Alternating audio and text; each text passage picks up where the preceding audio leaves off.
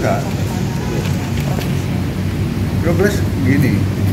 Yang tadi kita ini mungkin tidak tepat juga disebut pemeriksa ya. Kalau istilah ininya kan apa mendengar keterangan ya. Kalau keterangan dari hakim terlapor dan itu adalah haknya beliau. Makanya kami tunggu karena harusnya sudah kapan ya Prof? Harusnya udah berapa hari yang lalu ya. Tapi kan masih terganggu dan tanda petik oleh PHPU sehingga ya kami menunggu jadwal beliau juga. Samping itu juga kan salah satu hakim kita Pak Ridwan kan juga hakim aktif kan nggak mungkin cuma kami berdua ya. Tadi kami dengar keterangannya nggak lama lah, sampai setengah jam juga. Dan kita cuma menanyakan anunya saja soal dia mengajukan ahli dan ya, semua orang tahu itu kan hak dari setiap orang kalau perkara kan mengajukan ahli. Dan kita mengkonfirmasi bahwa ada laporan terhadap tindakan beliau itu yang diajukan oleh pelapor itu. Nah, ya apa yang bisa kami gali dari situ dan permintaan ahli? Ya alasannya, nah itu kan, ya kata beliau itu kan kami sudah saya sudah menyerahkan lawyernya untuk melihat ya itu, ya berarti dia pertimbangan terbaik dari lawyernya. Ya itu aja bisa kita dapat. Nah yang lama tadi itu bukan soal itu, kita lama bolak-balik karena ya kami juga mengadakan semacam evaluasi lah terhadap pelaksanaan sidangan pemilu sama ini sehingga ya ada ada hal-hal tertentu yang mungkin nanti kita perbaiki kan nanti kan ada pilkada lagi kan, kurang lebih prosesnya akan sama. Nah itulah yang walaupun overall kami melihat dari majelis kehormatan Mahkamah Konstitusi kami melihat mungkin kalian juga bisa menilai secara objektif. Ini bukan soal putusannya ya, setuju atau tidak, tapi soal prosesnya menurut saya sudah makin rapi sih. Orang sudah mungkin ketemu dengan secara fisik dengan orangnya, tertib administrasinya, kemudian flow dari pengaturan perkaranya, pembagian perkaranya, pengaturan gugus tugasnya, pembagian kerjanya, klasifikasi dan pembagian beban kerjanya, upaya menghindari konflik kepentingannya. Nah, itu kan tadi bagian dari yang kita evaluasi. Ya itu sudah berjalan relatif bagus lah.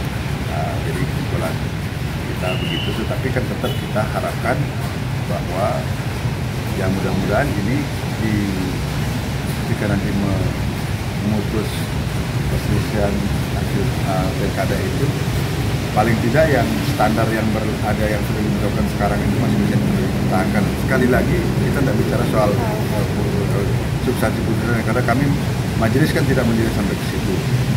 Nah, kita juga melihat bagaimana pelaksanaan persidangannya dan sebagainya, walaupun kami tidak hadir di persidangan, kami mengamati juga bagaimana caranya hakim menyidangkan dan sebagainya, karena itu tugas dari majelis kehormatan. Ya, itu sih. Pak, terkait pegawai yang diperiksa MKMK, Pak? Bukan diperiksa, itu yang bagian saya katakan evaluasi tadi. Itu nggak ada kaitannya dengan Pak Anwar loh, kalian salah loh. Itu makanya tadi beritanya salah dihapus, itu. Dihapus. Itu beritanya salah. Itu yang tadi karena loh, kok begini saya bilang. Judul dengan isinya antara judul dengan isinya beda. Beda. Dan judul di WMK dengan yang isi berita sama. Jadi nggak connect. Ya. Nah, pegawai yang kita dalam kita dengar itu bagian dari evaluasi itu tadi. Itu jadi nggak ada kaitannya dengan Pak Ahmad. Hanya memang jadwalnya berbenturan dengan itu. Kalau lihat di sekretariat, karena begini loh. Ntar lagi kan para mereka akan work from home atau apa lah ya istilahnya. Belum baca, ada. Pertama kan kita maklum ya. Jadi pada waktu penyelesaian sengketa PLPHP khususnya untuk BPS kan mereka itu kalau kita maknai luar biasa. Artinya waktu yang diambil itu orang libur pada waktu Lebaran, tapi mereka kerja dan malah satu hari sebelum sebelum Lebaran Idul Fitri, malah satu hari setelah Idul Fitri hanya satu hari saja mereka libur. Itu lanjut. Makanya kemarin itu menurut saya kan jadi ada kebijakan internal mereka yang sudah disampaikan ke kita bahwa pimpinan mengambil kebijakan untuk mereka itu WFH, jadi bukan libur, kami tidak semua, tapi pelayanan lain juga tetap. Iya. Saya tambah tadi sedikit Bapak yang silakan Abel sampaikan tadi.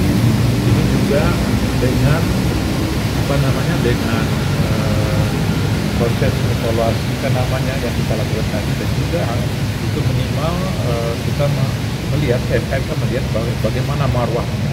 Jadi kita bukan soal etik lagi, bukan ya, tapi marwah. Jadi marwah MK, karena itu juga diamanatkan ke MK. Bagaimana MK bersama-sama juga untuk meningkatkan marwah MK sehingga kemudian masyarakat atau publik punya optimal nilai pada MK. Betul. Jadi tugas kami itu kan ya mungkin berkali-kali. Mudah-mudahan kalian tidak bosan dengan menjaga dan menegakkan kan. Nah, bagian menjaganya itulah yang kami sudah evaluasi tadi. Supaya nanti di bagian yang di masa yang akan datang, ya idealnya itu nggak ada lagi lah hakim yang dipanggil-panggil, nggak ada hakim dilaporkan, walaupun itu ya dalam zaman sekarang itu kan boleh dengan selalu ideal ya, pasti akan ada yang tetapi kita bisa meminimalkan itu dengan melakukan langkah-langkah pencegahan. Nah, salah satunya ya itu dengan membuat standar-standar tertentu yang kita berlakukan seperti yang di penanganan PHP sekarang ini yang sudah menurut saya berjalan baik. Nah, itu yang tadi kami anukan dari pegawai-pegawai. Oleh karena itu kan kalau tugasnya kan banyak, tapi yang benar-benar terlibat itu yang kami anukan, yang kami dengar.